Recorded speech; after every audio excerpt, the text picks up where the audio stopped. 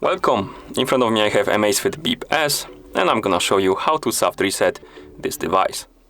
To soft reset this device, we need to press and hold the side button and keep holding it for about 10 seconds. Basically, the screen will go black and the watch will vibrate.